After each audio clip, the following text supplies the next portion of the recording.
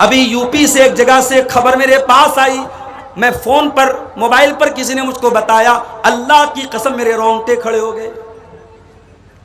70 سال کی بوڑھی ماں شوگر کی مریضہ تھی، ایک ہی بیٹا اور بہو گھر میں رہتے تھے۔ 70 سال کی بوڑھی ماں گھر میں جگہ جگہ پیشاب کر دیتی تھی۔ بیٹا اپنی بوڑھی ماں کو ڈانٹتا تھا، بہو بھی ڈانٹتی تھی، پھٹکارتی تھی، کیوں تم ادھر ادھر پیشاب کر دے رہی ہو؟ ماں نے کہا بیٹا یاد کر اپنا بچپن، تو بھی تو جگہ جگہ پیشاب کر دیا کرتا تھا اور میں پوچھا لے کر کے تیرے پیشاب کو صاف کر دیا کرتی تھی۔ تو دن بھر میں 25 مرتبہ کپڑے میں پیشاب کرتا تھا، میں 25 مرتبہ تیرے کپڑے کو چینج کر دیتی تھی۔ پہلے کے زمانے میں تو ڈائپر وغیرہ بھی نہیں تھا، اب تو ماشاءاللہ نئے دور کی عورتیں ہیں، ڈائپر ہے، وائپس ہے، فلانا ہے، ڈھکانا ہے، تو بہت آسانی ہے۔ اس بوڑھی ماں کو جو جگہ جگہ پیشاب کرتی تھی، اس کے اپنے بیٹے نے اور بہو نے اتنا مارا، اس محلے کے ایک آدمی نے دیکھا اس بوڑھی عورت کو گٹھری کی طرح پڑے ہوئے کمرے میں، اس بوڑھی عورت کی لاش ملی ہے، اور لاش ایسی طریقے سے ملی ہے کہ چہرے پر مارنے کے نشانات بھی ہیں، چوٹ کے نشانات بھی ہیں، اور پولیس کو اور محلے والوں کو پورا ڈاؤٹ ہے کہ اسی بیٹے اور بہو نے مل کر کے اپنی ماں کو مارا ہے۔ یہ حالات ہیں آج۔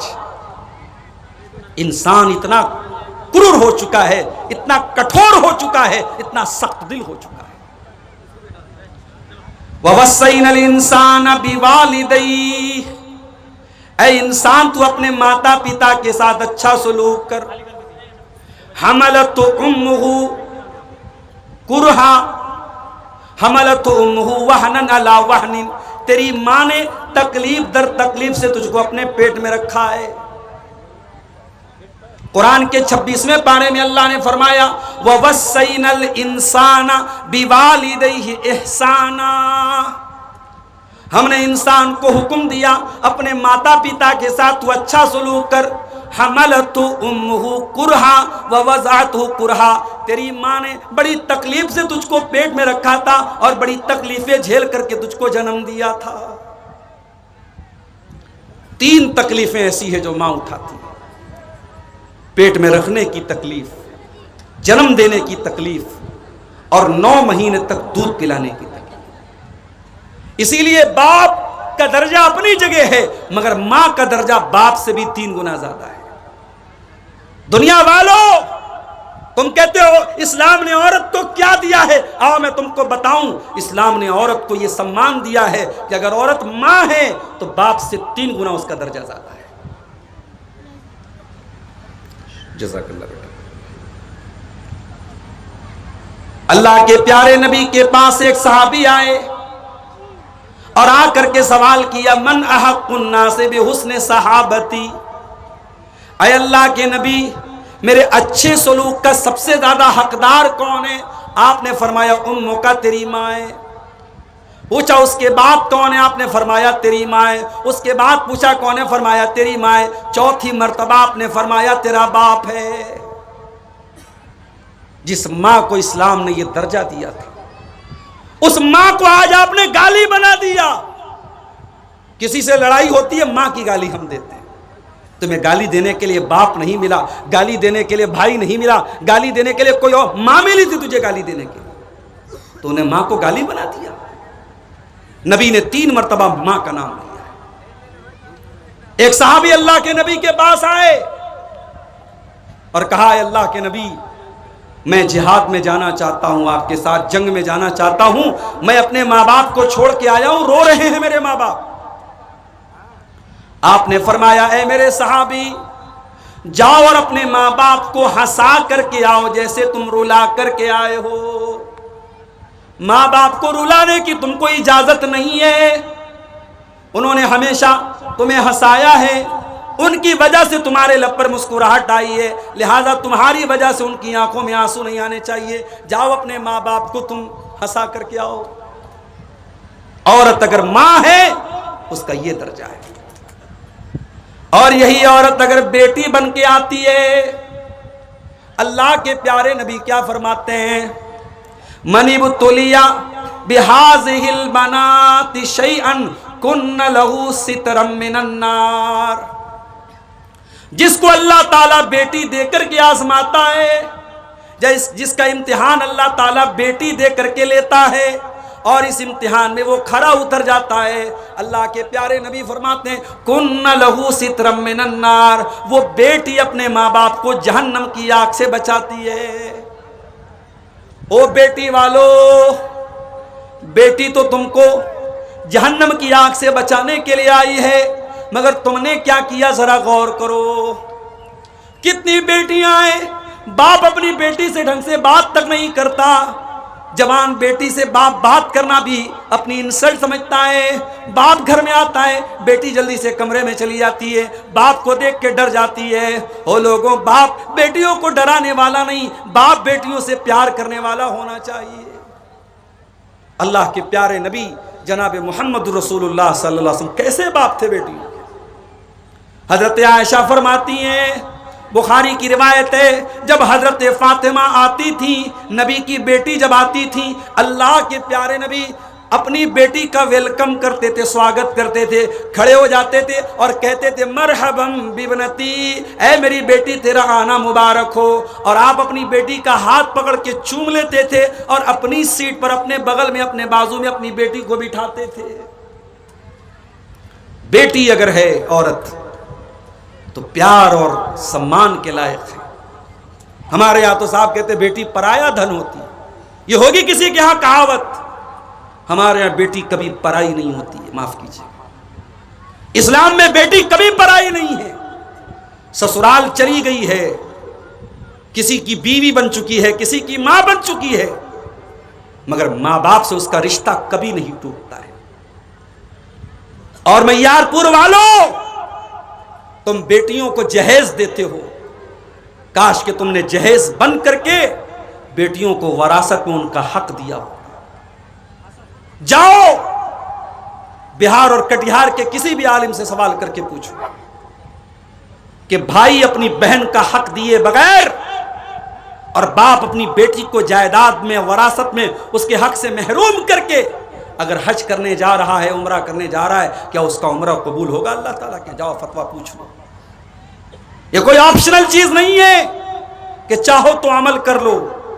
اللہ نے قرآن میں جب وراثت بیان کی فرمایا وَتِلْكَ حُدُودُ اللَّهِ، اے میرے بندو، ہم جو وراثت کا مسئلہ بتا رہے ہیں، بیٹی کا اتنا ہے، بیٹے کا اتنا ہے، شوہر کا اتنا ہے، بیوی کا اتنا ہے، باپ کا اتنا ہے، ماں کا اتنا ہے، ہم یہ جو مسئلہ بیان کر رہے ہیں، اے دنیا والوں کان کھول کر کے سن لو، وَتِلْكَ حُدُودُ اللَّهِ، یہ اللہ کی بنائی ہوئی بارڈر ہے، یہ اللہ کی بنائی ہوئی حد ہے۔ انڈیا کی بنگلہ دیش کی بارڈر قریب ہے آپ کے ہاں سے، بنگلہ دیش کی بارڈر اور نیپال کی بارڈر قریب ہے آپ کے ہاں سے۔ اگر بارڈر پر بی ایس ایف کے جوان بیٹھے ہیں، اگر اللیگل طریقے سے کوئی بارڈر کراس کرتا ہے فوراً سپاہی ایکشن لیتے ہیں۔ اللیگل طریقے سے کسی کو کسی دوسرے دیش کی سرحد میں جانے کی اجازت نہیں ہے۔ اللہ کہہ رہا ہے وراثت کا جو قانون ہم نے دیا ہے یہ اللہ کی بنائی ہوئی بارڈر ہے، یہ اللہ کی بنائی ہوئی حد ہے، یہ اللہ کی بنائی ہوئی لمٹ ہے، اس کو کراس کرو گے تو تم اللیگل مانے جاؤ۔ باپ کے مرنے کے بعد بھی باپ کی وراثت میں بیٹی کا حق ہے۔ ہاں بیٹے کا آدھا ملے گا اس کو، کیونکہ بیٹا کماتا ہے، بیٹا اپنی ماں کو بھی خرچہ دیتا ہے، بیوی کو بھی خرچہ دیتا ہے، بیٹے کی ذمہ داری رہتا ہے، بیٹے کو ڈبل ملے گا، مگر بیٹے کا آدھا بیٹی کو بھی ملے گا، بھائی کا آدھا بہن کو بھی ملے گا۔ یہ اللہ کا بنایا ہوا قانون ہے۔ اسلام میں بیٹی پرایا دھن نہیں ہوتی ہے، معاف کیجیے۔ یہی عورت جب بیوی بنتی ہے، کبھی آپ نے غور کیا نکاح کا یہ بندھن کتنا مضبوط ہوتا ہے؟ شوہر اور بیوی کے درمیان نکاح کے بعد کوئی پردہ نہیں ہے۔ جب تک شادی نہیں ہوئی تھی ایک دوسرے کو دیکھنا بھی جائز نہیں تھا، جب تک شادی نہیں ہوئی تھی عورت کے بدن کو ٹچ کرنا بھی حرام تھا، جب تک شادی نہیں ہوئی تھی عورت کے بدن کو دیکھنا بھی حرام تھا، اور آج نکاح ہو گیا، سر سے پیر تک وہ عورت حلال ہو گئی۔ یہ نکاح کی برکت ہے، اور اس نکاح میں اللہ کا نام لے کر خطبہ نکاح پڑھ کے قاضی صاحب ایجاب و قبول کراتے ہیں، مولوی صاحب نکاح پڑھاتے ہیں، اللہ کا کلام پڑھ کے دلہا سے کہتے ہیں کہ میں تیرا نکاح فلاں کے ساتھ کر رہا ہوں۔ اللہ کا کلام پڑھ کر کے یہ نکاح کیا جاتا ہے۔ اسی لیے اللہ کے پیارے نبی نے اپنے آخری خطبے میں حجۃ الوداع کے موقع پر عرفات کے میدان میں 1.25 لاکھ صحابہ کو خطاب کر کے فرمایا تھا، اتقوا اللہ فی النساء، اے لوگو تم عورتوں کے بارے میں اللہ سے ڈرتے رہنا، فإنکم اخذتموہن بأمان اللہ، کیونکہ تم نے جب نکاح کیا تو ان کو اللہ کی پناہ میں لیا ہے، واستحللتم فروجہن بکلمۃ اللہ، اور تم نے اللہ کا کلام پڑھ کر کے، اللہ کا نام لے کر کے ان کی شرمگاہوں کو حلال کیا ہے۔ کل تک وہ حرام تھیں، نکاح کے ذریعے تمہارے لیے حلال ہو۔ اور جب یہ عورت بیوی بن کے آتی ہے، اللہ کی قسم، گرل فرینڈ بوائے فرینڈ کے رشتے بہت چل رہے ہیں سماج میں، حرام رشتے بہت چل رہے ہیں سماج میں، مگر جو غلط ہے وہ غلط ہی رہے گا، اور جو صحیح ہے وہ صحیح ہی رہے گا۔ شوہر اور بیوی کا جو رشتہ ہے، جو حلال رشتہ ہے، اللہ کی قسم اس میں سکون ہے، حرام رشتوں میں سکون نہیں ہے۔ اور یہی وجہ ہے کہ آج گرل فرینڈ بوائے فرینڈ کو دھوکہ دے کے بھاگ جاتی ہے۔ یہ برگر اور پیزا کھانے والی قوم جب ہر چیز میں فاسٹ کام کرنے لگی، شارٹ کٹ تلاش کرنے لگی، تو رشتوں میں بھی شارٹ کٹ تلاش کیا جانے لگا۔ شوہر سے من بھر گیا تو شوہر کو بیوی چھوڑ کے بھاگ رہی ہے، بیوی سے من بھر گیا شوہر چھوڑ کے بھاگ رہا ہے۔ گرل فرینڈ بوائے فرینڈ کا رشتہ بنا، کچھ دنوں تک فائدہ اٹھایا، پھر وہ اس کے راستے، وہ اس کے راستے۔ کتنی بڑی بے غیرتی ہے، کتنی بڑی بے شرمی ہے کہ ایک دوسرے کے تن سے فائدہ اٹھایا جائے، ایک دوسرے کے شریر سے فائدہ اٹھایا جائے، اور اس کے بعد کہا جائے تھا بریک اپ ہو گیا، بریک اپ ہو گیا۔ آج بریک اپ ہوا، کل پیچ اپ ہوا، اس کے ساتھ بریک اپ ہوا، اس کے ساتھ پیچ اپ ہوا۔ رشتہ نہیں ہوا، کپڑا ہے، ڈوری ہے، باندھ دی، نہیں، یہ رشتہ ہے میرے پیارے صاحب۔ اسی لیے حرام رشتے میں وہ سکون پیدا ہو ہی نہیں سکتا جو نکاح میں پیدا ہوتا ہے۔ یہ الگ بات ہے کہ ہم نے نکاح کو بھی آج ایک مقدس رشتے کو بھی آج ہم نے ناپاک بنا دیا ہے۔ اب نکاح کہاں ہوتا ہے بھائی صاحب؟ اب تو سودا ہوتا ہے۔ لڑکا جتنا کوالیفائیڈ ہے، لڑکا جتنا پڑھا لکھا ہے، لڑکا جتنی اچھی جاب پر ہے، اتنا مہنگا سودا لگایا جاتا ہے۔ 3 لاکھ دینا پڑے گا آپ کو، ہمارے لڑکے کو بلیٹ چاہیے۔ اور تھوڑا اگر لڑکا زیادہ پڑھا لکھا ہے، زیادہ پیسہ کمانے والا، گورنمنٹ جاب میں ہے، تو بڑا سا منہ کھل جائے گا، فارچونر چاہیے۔ اور آج کل فارچونر سے بھی بڑھیا کوئی گاڑی آئی ہے، پتہ نہیں کیا نام ہے اس کا، لینڈ کروزر وغیرہ، تو خیر کچھ بھی ڈیمانڈ کر دی جاتی ہے۔ بیٹیوں کا تم سودا کر رہے ہو، بے شرمی اور بے غیرتی کی حد ہے۔ بیٹیاں سودا کرنے کی چیز نہیں ہوتی ہے میرے بھائی، بیٹی بڑی نصیب والے لوگوں کو ملتی ہے۔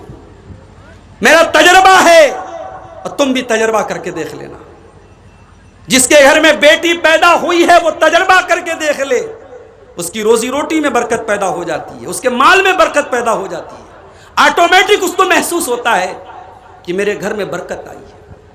اور جن کے گھروں سے بیٹیاں چلی جاتی ہیں ان کا کاروبار مندہ پڑ جاتا ہے، ان کی روزی روٹی کمزور ہو جاتی ہے۔ بیٹیاں برکت لے کے آتی ہے میرے ساتھ۔ عورت بیٹی ہے، برکت لے کے آئی، ماں ہے جنت لے کر کے آئی، بیوی ہے سکون لے کر کے آئی۔ وَمِنْ آيَاتِهِ أَنْ خَلَقَ لَكُمْ مِنْ أَنفُسِكُمْ أَزْوَاجًا لِتَسْكُنُوا إِلَيْهَا۔ میرے بندو، اللہ کی بہت بڑی نشانی یہ بھی ہے کہ اس نے تمہارے جوڑے بنائے، تمہاری پتنیوں کو بنایا، تمہاری بیویوں کو بنایا۔ ہاں اے لوگو، اتنے بڑے بڑے جلسے کر رہے ہو، کس لیے کر رہے ہو؟ جلسے کا عنوان کیا رہتا ہے؟ معاشرے کی اصلاح کرنا ہے۔ معاشرے کی اصلاح کیسے ہوگی؟ جب تک گھر کی اصلاح نہیں ہوگی، اور گھر کی اصلاح کیسے ہوگی؟ جب تک نیک گھر والی نہیں آئے گی۔ اسی لیے اللہ کے پیارے نبی فرماتے ہیں تنکح المرأۃ لاربعین، جب عورت کا نکاح ہوتا ہے 4 چیزیں عورت کے اندر لوگ دیکھتے ہیں، لمالہا پیسہ دیکھتے ہیں، ولجمالہا خوبصورتی دیکھتے ہیں، ولحسبہا خاندان دیکھتے ہیں، ولدینہا اور کچھ لوگ دینداری دیکھتے ہیں۔ آپ نے فرمایا فاظفر بذات الدین، تم دیندار عورت کو اپنے گھر میں لے کے آ جاؤ، تم کامیاب ہو جاؤ گے۔ او لوگو، دیندار عورت کو لے کے آ جاؤ، وہ تمہاری سگریٹ چھڑوا دے گی، وہ تمہارا رجنی گندھا چھڑوا دے گی، وہ تمہارا سود اور بیاہ چھڑوا دے گی۔ تم نیک عورت کو لے کے تو آؤ اپنے گھر میں۔ تم تو نیک کہاں لاتے ہو؟ تم تو خوبصورت لاتے ہو، تم تو اپنی برادری کی لاتے ہو، اپنے خاندان کی لاتے ہو، تم دینداری کو نہیں دیکھتے۔ عورت سکون لے کے آتی ہے میرے ساتھ۔ اچھا، ایک عورت ہے جس سے آپ کا کوئی رشتہ نہیں ہے، جلسے میں آپ گئے، وہاں آپ کی ماں بھی ہے، بہن بھی ہے، بیٹی بھی ہے۔ ماں کا سمان کرنا ہے، بہن کو عزت دینا ہے، بیٹی کو عزت دینا ہے۔ ایک چوتھی عورت آئی، کوئی رشتہ نہیں ہے میرا اس کے ساتھ، میں دوسرے گاؤں سے آیا ہوں، وہ میار پور کی لڑکی ہے، میار پور کی عورت ہے، میرا اس سے کوئی رشتہ نہیں ہے۔ میں بھی جلسے میں جا رہا ہوں، وہ بھی جلسے میں جا رہی ہے، سامنا ہوا۔ قرآن کیا کہتا ہے؟ قُل لِّلْمُؤْمِنِينَ يَغُضُّوا مِنْ أَبْصَارِهِمْ، اے مسلمانوں، کوئی غیر لڑکی تم کو نظر آ جائے، اپنی نگاہوں کو نیچی کر لو، اسے گھور گھور کے نہ دیکھو، اپنی نگاہوں کو اس کے اوپر نہ جماؤ، اپنی نگاہوں کو نیچی کر لو۔ اللہ اکبر! اسلام نے عورت کو کتنا سمان دیا ہے۔ کوئی غیر عورت ہے، کوئی رشتہ نہیں ہے، نہ بہن ہے، نہ بیٹی ہے، نہ ماں ہے، لیکن کوئی غیر عورت بھی ہے تو آپ کو اسے گھورنے کی اجازت نہیں ہے، آپ کو اسے ہراسمنٹ کرنے کی اجازت نہیں ہے، آپ کو اسے پریشان کرنے کی اجازت نہیں ہے۔ آپ کے سماج میں کسی عورت کے بارے میں افواہ اڑ گئی، وہ عورت بدچلن ہے، آپ نے بھی مزہ لینے کے لیے اس کو لوگوں سے کہنا شروع کیا، ارے فلاں کی لڑکی تو بدچلن ہے۔ آپ کے پاس کوئی پروف نہیں ہے، آپ کے پاس کوئی دلیل نہیں ہے، اور آپ نے کسی عورت کو بدچلن ہونے کا آروپ لگایا، کیریکٹر پر آروپ لگایا، تو قرآن کیا کہتا ہے؟ والذین یرمون المحصنات ثم لم یاتوا باربعۃ شہداء فاجلدوہم 80 جلدہ، جو کسی بے قصور عورت پر، کسی پاک دامن عورت پر بد چلنی کی تہمت لگائے، چرترہین ہونے کا الزام لگائے، کیریکٹر لیس ہونے کا الزام لگائے، اس عورت کے اوپر زنا کا الزام لگائے، اور 4 گواہ اس کے پاس نہ ہو۔ اسلام نے جو ثبوت مانگا ہے، جو گواہ مانگا ہے، اگر وہ گواہ تیرے پاس نہیں ہے، وہ ثبوت تیرے پاس نہیں ہے، تو قرآن کیا کہتا ہے؟ فَجْلِدُوهُمْ 80 جلدہ، الزام لگانے والے کو، تہمت لگانے والے کو، جھوٹا الزام لگانے والے کو 80 کوڑے مارے جائیں گے۔ وَلَا تَقْبَلُوا لَهُمْ شَهَادَةً أَبَدًا، اور اسلامی عدالت میں اس انسان کی گواہی کبھی قبول نہیں کی جائے گی۔ عورت کے سمان اور عورت کے چرتر کی کتنی اہمیت ہے۔ عورت پر آپ نے جھوٹا الزام لگایا ہے، 80 کوڑے لگیں گے، اور عدالت آپ کو بین کر دے گی کہ یہ آدمی کوئی بھی گواہی دے گا، اس کی گواہی ان ایکسیپٹیبل ہے، اسویکاریہ ہے، اس کی گواہی قبول نہیں کی جائے گی۔ یہ ہے عورت کا سمان۔ میرے پیارے بھائیو، اسلام نے عورت کو دبایا نہیں ہے، اسلام نے تو عورت کو اٹھایا ہے۔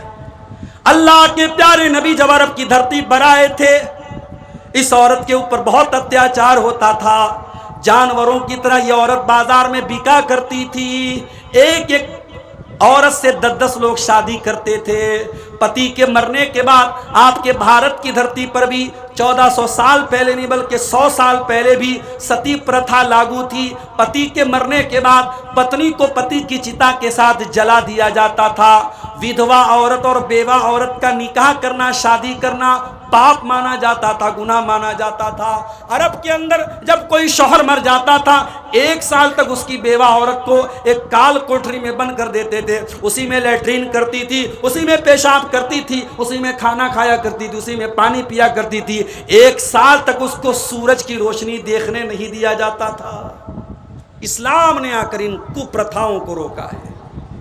इस्लाम ने आकर इन बैड ट्रेडिशंस को, इन गलत ट्रेडिशंस को रोका है। और इस्लाम ने दुनिया को पैगाम दिया, व इज़ल मौऊदतु सुइलत बिअय्यि ज़ंबिन कुतिलत, ऐ लड़कियों को जिंदा जमीन में गाड़ने वालों, कल कयामत के दिन वो लड़की कयामत के दिन आएगी और उससे पूछा जाएगा, तेरे माँ बाप ने, तेरी माँ ने, तेरे बाप ने किस अपराध में तुझको मारा था, तेरा अपराध क्या था, तेरा कसूर क्या था। इस्लाम ने औरत की जान बचाई है मेरे प्यारे साथी। इस्लाम ने औरत को पर्दे में रहने का हुक्म दिया है। और क्यों दिया है वो भी आप समझ लीजिए। बहुत आसान मिसाल मैं देता हूं, बहुत आसान मिसाल। 20,000 वाला मोबाइल है, अच्छा सा कवर लगाया आपने, टेम्पर्ड ग्लास लगाया ताकि गिर जाए तो स्क्रीन न टूटे, पानी न चला जाए। लेकिन आपने आईफोन ले लिया। नया वाला आईफोन कितने का आ रहा है? शायद 75,000 का या 1 लाख का आ रहा है नया वाला आईफोन। या वो एक और सैमसंग का कौन सा अल्ट्रा आ रहा है, लाख सवा लाख का। इतना महंगा आपने मोबाइल लिया। मोबाइल महंगा है तो कवर और महंगा है, मतलब कवर भी उसी हिसाब का है।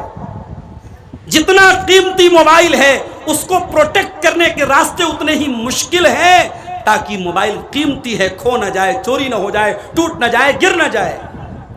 मेरी प्यारी माँ बहनों, इस्लाम आपको दुनिया की सबसे कीमती दौलत करार देता है। अल्लाह के प्यारे नबी फरमाते हैं, अद्दुनिया कुल्लुहा मताउन व खैरु मताई दुनिया अलमरअतु सालिहा। ऐ औरतों, तुम दुनिया की सबसे कीमती दौलत हो, और जब तुम सबसे कीमती दौलत हो तो कुरान कहता है तुम्हें पर्दे में रहना चाहिए। या अय्युहन नबी कुल अज़वाजिका व बनातिका व निसाइल मुमिनीन, ऐ नबी अपनी बीवियों से भी कह दीजिए, अपनी बेटियों से भी कह दीजिए, और तमाम मुसलमान औरतों से कह दीजिए, युदनीना अलैहिन्ना मिन जलाबीबिहिन्ना, कि जब वो अपने घर से निकलें तो चादर में निकलें, पर्दे में निकलें, नकाब में निकलें, अपने आप को एक्सपोज न करें, अपने हुस्न की नुमाइश न करें, अपनी खूबसूरती का प्रचार न करें, छुप करके निकलें, पर्दे में निकलें। ज़ालिका अदना अन युरफ़ना फला यूज़ैन, ताकि दुनिया समझ जाए ये शरीफ घर की लड़कियां हैं, ये मुसलमान लड़कियां हैं, ये नेक घराने की लड़कियां हैं, और किसी को छेड़ने की हिम्मत न हो सके। इस्लाम ने अगर औरत को पर्दे का हुक्म दिया है तो औरत की सुरक्षा के लिए दिया है, औरत को बचाने के लिए दिया है मेरे प्यारे साथी। इस्लाम तो वो दीन है, ज़िनाकारी को इस्लाम हराम करार देता है, और हराम ही करार नहीं देता, बल्कि अल्लाह फरमाता है वला तक़रबुज़ ज़िना, तुम ज़िना के करीब भी न जाना। इस्लाम ने जब ज़िना से रोका है तो ज़िना से करीब लेके जाने वाली तमाम चीज़ों को बैन कर दिया इस्लाम ने।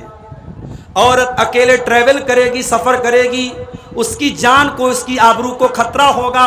इस्लाम कहता है ला तुसाफिरुल मरअतु इल्ला व मअहा मुहरिम, औरत बगैर मुहरिम के सफ़र न करे, उसका कोई महरम होना चाहिए, बाप हो, शौहर हो, बीवी, बेटा हो, भाई हो, भांजा हो, भतीजा हो, कोई भी महरम होना चाहिए। कोई औरत अकेले में किसी गैर मर्द के साथ नहीं मिलेगी। फरमाया ला यख्लुवन्न रजुलुम बि इम्रातिन इल्ला वसालिसुहुम शैतान, कोई मर्द किसी औरत के साथ अकेले में न जाए। जवान बेटियों को हाफिज जी के पास पढ़ने भेजते हो, ये जायज़ नहीं है, माफ़ करना। बहुत नेक इंसान है हाफिज साहब, بہت اللہ والے مولوی صاحب، مگر جوان بیٹی کو کسی مرد کے پاس تعلیم کے لیے بھیجنا یہ صحیح نہیں ہے۔ اگر پردے کے بغیر تعلیم ہو رہی ہے اور آپ کی جوان بیٹی مولوی صاحب کے پاس اور حافظ صاحب کے پاس جا کے تعلیم حاصل کر رہی ہے تو آپ زنا کو دعوت دے رہے ہو، آپ حرام کام کو دعوت دے رہے ہیں۔ قرآن کہہ رہا ہے وَلَا تَقْرَبُوا الزِّنَا، زنا کے قریب بھی مت جاؤ۔ مسجد میں عورت نماز پڑھنے آ سکتی ہے، نبی کے دور میں بھی عورتیں آتی تھیں۔ ایک صحابی جن کا نام عمرو بن سلمہ تھا، اپنے قبیلے میں وہی اکلوتے تھے جن کو قرآن یاد تھا، اور 6 سال کے بچے تھے وہ۔ جب ان کی قوم کے لوگ ایمان لائے اور نبی اکرم نے حکم دیا کہ جاؤ اپنی قوم کو تم لوگ نماز پڑھو اور تم میں سے کوئی آدمی امام بن جائے، جس کو قرآن زیادہ یاد ہو اس کو امام بنا دو۔ عمرو بن سلمہ کے قبیلے کے لوگوں نے غور کیا، پورے قبیلے میں سب سے زیادہ قرآن اگر کسی کو یاد تھا 6 سال کے بچے کو یاد تھا، بچے کا نام عمرو بن سلمہ تھا، لوگوں نے امام بنا دیا۔ عمرو بن سلمہ کہتے ہیں میرے پاس ایک ہی کپڑا تھا، ایک ہی چادر تھی، وہی میری لنگی تھی، وہی میرا کرتا تھا، ایک ہی چادر پہنتا تھا میں، اس کو پہن کر کے میں نماز پڑھانے لگا۔ جب میں رکوع میں جاتا تھا تو میری سرین نظر آ جاتی تھی، میری پیچھے کی شرمگاہ نظر آ جاتی تھی۔ عورتوں نے کمپلینٹ کی، شکایت کی، کہا کہ ارے کم سے کم اپنے امام کی شرمگاہ تو ڈھانپ دو، اپنے امام کی پیچھے کی شرمگاہ تو کور کر دو، اتنا کپڑا تو لا کے اس کو دے دو۔ حضرت عمرو بن سلمہ کہتے ہیں میری قوم کے لوگوں نے مجھے چادر لا کے دی، اتنی خوشی مجھے ہوئی کہ اس سے زیادہ مجھے خوشی کبھی نہیں ہوئی تھی۔ پتہ یہ چلا کہ نبی کے دور میں عورتیں مسجد میں آتی تھیں، ان کا انتظام ہوتا تھا۔ آج سیمانچل میں اتنا بڑا بیلٹ ہے اہل حدیثوں کا، جا کے سروے کر لیجئے، جتنی مسجدوں میں جمعہ کی نماز ہوتی ہے جائیے اور سروے کیجئے، کتنی جمعہ کی جامع مسجدوں میں جہاں جمعہ کی نماز ہوتی ہے، کتنی جامع مساجد میں عورتوں کی نماز کا انتظام ہے، جائیے پتہ کر کے آئیے۔ میرا ایک اندازہ ہے کہ شاید اگر 100 مسجدیں ہوں گی جہاں جمعہ ہو رہا ہے تو 90 مسجدوں میں عورتوں کا انتظام نہیں ہے، معاف کیجیے، سیمانچل کی بات کر رہا ہوں۔ آپ کی عورتیں سال میں ایک بار جلسہ ہو رہا ہے، اور معاف کیجئے گا آپ کے یہاں جلسہ کم اور میلہ زیادہ ہوتا ہے۔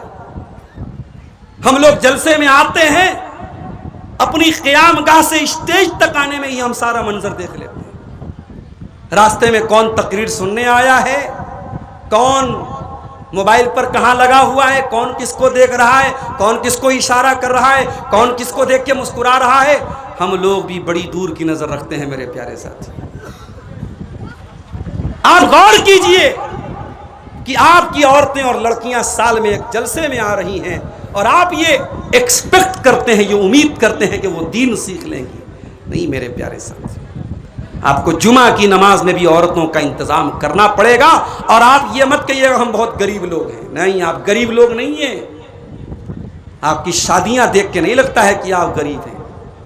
200 باراتیوں کو آپ جب چکن بھی کھلاتے ہیں، مٹن بھی کھلاتے ہیں، تب نہیں لگتا کہ آپ غریب ہیں۔ جب 3-3 لاکھ روپیہ جہیز دیتے ہیں لڑکیوں کو، تب نہیں لگتا غریب ہیں۔ آپ اگر چاہیں ہر وہ مسجد جہاں جمعہ کی نماز ہو رہی ہے، اگر گاؤں والے چاہیں گے، اور اسی منیہاری کے علاقے میں نے بعض علاقوں میں دیکھا ہے لوگوں نے اپنے گاؤں میں کلیکشن کر کے لاکھوں روپے کی عیدگاہ بنا لی ہے، آپ چاہیں گے ہر مسجد میں جہاں جمعہ کی نماز ہو رہی ہے عورتوں کا انتظام ہو سکتا ہے۔ اور آج کے اس دور میں بہت ضروری ہے میرے پیارے ساتھیوں عورتوں کا انتظام۔ لیکن اگر جمعہ کی نماز میں عورت جمعہ کی نماز پڑھنے آ رہی ہے تو میری پیاری ماں بہنوں کان کھول کر کے سن لو، اللہ کے پیارے نبی فرماتے ہیں اگر کوئی عورت خوشبو لگا کر کے مسجد میں آتی ہے، نماز پڑھنے آ رہی ہے، جمعہ پڑھنے آ رہی ہے، تراویح پڑھنے آ رہی ہے، اگر وہ خوشبو لگا کر کے مسجد میں آتی ہے تو 40 دن تک اس کی نماز قبول نہیں ہوگی۔ 40 دن تک اس کی ایک ٹائم کی نماز قبول نہیں ہوگی۔ جو عورت صرف خوشبو لگا کر کے مسجد میں آئی ہے، میری پیاری ماں اور بہنوں، جب مسجد میں آپ کو خوشبو لگا کر کے آنے کی اجازت نہیں ہے تو کٹیہار اور منیہاری کے بازار میں اور پورنیہ کے گلاب باغ میں اور کسی واٹر پارک میں اور کسی ریسٹورنٹ میں اور کسی مال میں آپ کو بے پردہ اور میک اپ کر کے اور خوشبو لگا کر کے جانے کی اجازت کیسے ہو سکتی ہے میرے پیارے ساتھی؟ عورت پردے میں رہے گی، دین سیکھے گی، اسلام سیکھے گی۔ میں نہیں کہتا کہ ساری بچیوں کو مدرسے میں ڈال دو، مگر جا کر کے سروے کر لو کہ اسکولوں میں پڑھنے کے نام پر کیا کیا ہو رہا ہے۔ آج ہماری قوم کی بچیاں انگلش میڈیم اسکول میں پڑھ رہی ہیں۔ اسکول کا اینول فنکشن ہوا، اسکول والوں نے کہا آپ کی بیٹی ڈانس بہت اچھا کرتی ہے، ہم چاہتے ہیں ہمارے اینول فنکشن میں آپ کی لڑکی ڈانس کرے۔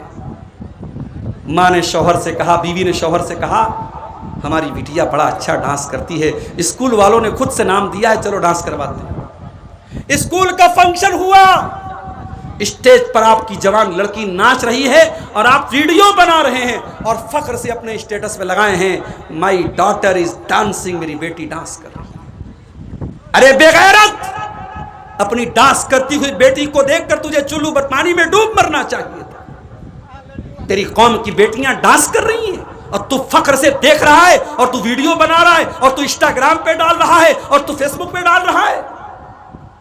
اور معاف کرنا، یہ کام ابھی تک تو انگلش میڈیم اسکول والے کرتے تھے، اب مدرسے والے کہاں پیچھے رہیں گے؟ اب مدرسوں میں بھی یہ کام ہو رہا ہے، بڑی بڑی بچیوں کو اسٹیج پہ لایا جا رہا ہے اور ڈانس تو نہیں ہے، ایکشن ہو رہا ہے، ایکشن۔ شراب کا نام بدل کے وسکی رکھ دیا جائے، رم رکھ دیا جائے، بیئر رکھ دیا جائے تو شراب حلال نہیں ہو جائے گی۔ یہ ڈانس کو آپ ایکشن کا نام دیتے تو ڈانس صحیح نہیں ہو جائے گا۔ ٹھیک ہے، بچی آ رہی تھی، وہ مائک پر آ کے اس نے نعت پڑھ دی، حمد پڑھ دی، اس نے کوئی چھوٹی سی تقریر کر دی، وہاں تک تو ٹھیک تھا۔ یہ ایکشن کے نام پہ کون سی بلا آ گئی بھائی؟ لڑکیوں کو تعلیم دو میرے پیارے ساتھیوں، تعلیم کے نام پہ ان کی عزت کا جنازہ مت نکالو۔ اور کان کھول کے سن لو، اس امت کی عورتوں نے ہر دور میں دین کی تعلیم کا جھنڈا بہت بلند کیا ہے۔ اگر آپ کو میری بات میں شک ہے تو جائیے حضرت عائشہ کی زندگی کے بارے میں پڑھ لیجیے، اور کبھی موقع ملا انشاءاللہ تو اسی سیمانچل کے علاقے میں، تقریر کا تو میں وعدہ نہیں کرتا، جمعہ کے خطبے میں ایک موضوع رکھوں گا، حضرت عائشہ کی پوری سیرت بیان کروں گا۔ ویسے یوٹیوب پر میں بنارس میں تقریر کر چکا ہوں، یوٹیوب پر موجود ہوگی، لیکن آپ کے علاقے میں شاید اس موضوع پر میں نے تقریر نہیں کیا ہے۔ حضرت عائشہ کی پوری زندگی کے بارے میں کیا علم تھا، کیا نالج تھی، کیا گیان تھا۔ بڑے بڑے صحابہ کہتے ہیں جب ہمارے اوپر مشکل آتی تھی، ہمیں کوئی مسئلہ نہیں سمجھ میں آتا تھا، حضرت عائشہ سے سوال کیا کرتے تھے، اور حضرت عائشہ جب جواب دے دیتی تھی سب کا منہ بند ہو جاتا تھا۔ اتنی نالج اللہ تعالیٰ نے حضرت عائشہ کو دی تھی۔ او میری پیاری بہنوں، تمہارے لیے آئیڈیل نہ تو ثانیہ مرزا ہیں، نہ بالی ووڈ کی ہیروئن ہیں، نہ کرکٹرز ہیں، آپ کے لیے آئیڈیل خواتین اگر ہیں میری پیاری ماں بہنوں، اس امت کی سب سے بہترین عورتیں ہیں، نبی کی بیویاں ہیں، اللہ کے پیارے نبی کی بیویاں ہیں، یہ اس امت کی سب سے آئیڈیل عورتیں تھیں۔ میری پیاری ماں بہنوں، آج ذرا سی شوہر کی کمائی میں کمی آ جائے، آپ کے ماتھے پر بلا جاتا ہے، آپ کی پسند کی ساڑی شوہر نہ دلائے، آپ کی پسند کا سوٹ نہ دلائے، آپ کی پسند کا کھانا گھر میں نہ بنے تو آپ کو غصہ آ جاتا ہے۔ میری پیاری ماں بہنوں، کبھی موقع ملے اللہ کے پیارے نبی کی بیویوں کی حالات بھی پڑھ لیجئے۔ حضرت عائشہ اپنے بھانجے عروہ سے کہتی ہیں، اے عروہ، ہم آسمان میں ایک چاند دیکھتے تھے، دوسرا چاند دیکھتے تھے، تیسرا چاند دیکھتے تھے، 2 مہینے گزر جایا کرتے تھے۔ وما یوقد فی ابیات رسول اللہ صلی اللہ علیہ وسلم نار، اللہ کے رسول کے گھر میں 2 مہینے تک چولہا نہیں جلتا تھا، 2 مہینے تک نبی کے گھر میں چولہا نہیں جلتا تھا۔ حضرت عروہ نے پوچھا، یا خالۃ فما کان یعیشکم، اے خالہ جان، جب چولہا نہیں جلتا تھا، جب کھانا نہیں بنتا تھا تو 2 مہینے تک آپ لوگ کیسے رہ لیتے تھے؟ فرمایا التمر والماء، کھجور کھا کر کے اور پانی پی کر کے اللہ کے نبی کے گھر والے اور اللہ کے نبی کی فیملی گزارا کر لیتی تھی۔ مدینہ آنے کے بعد کبھی اللہ کے پیارے نبی کے گھر میں لگاتار 3 دن تک گیہوں کی روٹی نہیں بنی۔ یہ لائف سٹائل تھا اللہ کے نبی کی بیویوں کا۔ میری پیاری ماں بہنوں، اگر ایسی زندگی آپ کو گزارنے دے دی جائے، آپ تو 1 ہفتہ نہیں رہ پائیں گی۔ نبی کی بیویوں نے ساری زندگی نبی کے ساتھ گزارا کیا، کبھی لب پر کوئی شکوہ نہ لائیں، کبھی زبان پر کوئی شکایت نہیں لائیں۔ ایک مرتبہ، آج میں نے گھڑی نہیں لگائی ہے، ٹائم زیادہ ہو جائے تو پتہ 12 بج چکے ہیں، میرے نکلنے کا بھی ٹائم ہو رہا ہے۔ مدرسہ والوں کے پاس زمین نہیں ہے، چندہ کرانا ہے، بھیا چندہ کرانا بڑا مشکل کام ہے، اور یوٹیوبر بھائیوں نے تو وہ بھی نہیں چھوڑا، اب چندہ کرا رہے اس کا بھی ویڈیو بنا رہے ہیں۔ فیس بک پر ایک صاحب نے چندے والا ویڈیو ڈال دیا، ہم سے لوگ پوچھنے لگے آپ سیمانچل میں چندہ کرا رہے ہیں۔ اب چندہ کوئی خراب چیز نہیں ہے، لیکن چندے کا ایک ہنر ہوتا ہے، وہ ہم لوگوں کے پاس نہیں ہے۔ وہ جو ہمارے حضرت علی صاحب ہیں، اختر عالم مفتاحی صاحب ہیں، اور بھی جو بنگلہ مقررین ہیں، وہ بیچارے چندہ لوگوں کو پکڑ کے دباؤ ڈال کے زور ڈال کے جو 5000 لینے والا اس کی جیب سے 10,000 نکلوا لیتے، وہ سب ہنر ہم لوگوں کے پاس نہیں ہے میرے بھائی۔ ہم زبان سے کہہ سکتے ہیں، ٹائم ہمارے پاس کم ہے۔ میں تقریر کے آخری پوائنٹ پر ہوں، 5 منٹ آپ کے سامنے رکوں گا تقریر ختم کر کے۔ آپ کو جو چندہ دینا ہو، اگر آپ محبت رکھتے ہیں مدرسے سے، دین سے، علماء سے، اور آپ چاہتے ہیں کہ قوم کی بچیاں ایک اچھے ادارے میں پڑھیں، آپ آئیے اور اپنا چندہ یہاں لکھوائیے، دے کے جائیے۔ میں سب کے لیے دعا کرتا ہوں، اللہ سب کے چندے کو قبول فرمائے۔ آخری بات رکھ رہا ہوں، 12 کراس ہو رہا ہے۔ میں بات یہ کر رہا تھا عورت کی تعلیم کے بارے میں، حضرت عائشہ کے بارے میں بات کر رہا ہوں۔ حضرت عائشہ، باپ بیمار ہے، حضرت ابو بکر صدیق باپ سے ملنے کے لیے، بڑے غور سے سننا میار پور والوں، حضرت عائشہ اپنے ابا جان ابو بکر صدیق سے ملنے کے لیے گئیں۔ اب حضرت ابو بکر کا آخری ٹائم ہے۔ جب باپ نے بیٹی کو دیکھا، بیٹی کوئی معمولی بیٹی تو نہیں ہے، نبی کی سب سے پیاری بیوی ہے۔ حضرت ابو بکر نے پوچھا، اے بیٹی یہ بتا کہ جب اللہ کے نبی کا انتقال ہوا تھا تو آپ کو کتنے کپڑوں میں کفنایا گیا تھا؟ کہا کہ ابا جان، کفن رسول اللہ صلی اللہ علیہ وسلم فی ثلاثت بیض سحولیت، اللہ کے پیارے نبی کو 3 کاٹن کی چادروں میں، 3 سوتی کپڑوں میں کفنایا گیا تھا۔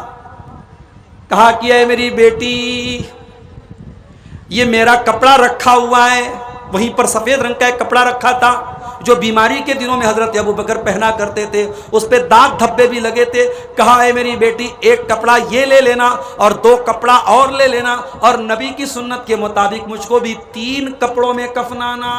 پتہ یہ چلا کہ صحابہ مرنے میں بھی نبی کی سنتوں پر عمل کرتے تھے۔ میت کے تعلق سے بھی آج ہمارے یہاں بہت ساری بدعات ہیں۔ میں سیمانچل کے حالات نہیں جانتا، بنارس میں بہت ساری بدعات اہل حدیثوں میں تو کم ہیں، دوسروں کے یہاں بہت ساری ہیں۔ تیسرے دن تیجا ہو رہا ہے، 40ویں دن 40واں ہو رہا ہے، قرآن خوانی ہو رہی ہے، اور مردے کو جب دفنانے لگتے ہیں تو بیر کی پتی کو قبر میں ڈال رہے ہیں، دفنانے کے بعد قبر پہ کھڑے ہو کے اذان دے رہے ہیں، بہت کچھ ہو رہا ہے۔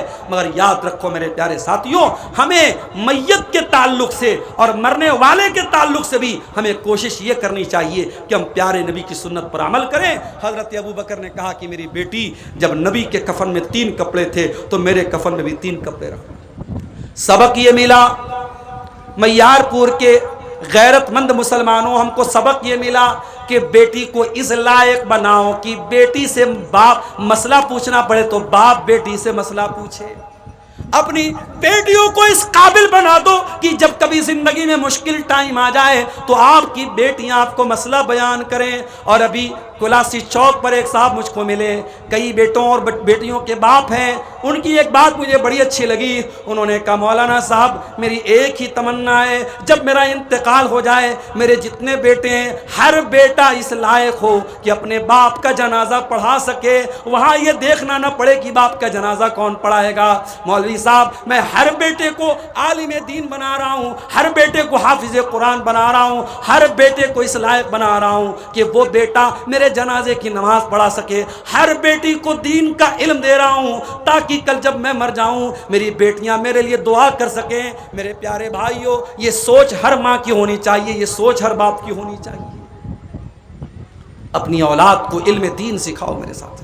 میں نہیں کہتا آپ انگلش میڈیم اسکول میں پڑھاؤ، آپ کا بیٹا IAS آفیسر بن جائے، بڑی خوشی کی بات ہے، ہماری قوم کو IAS آفیسرز کی بھی ضرورت ہے۔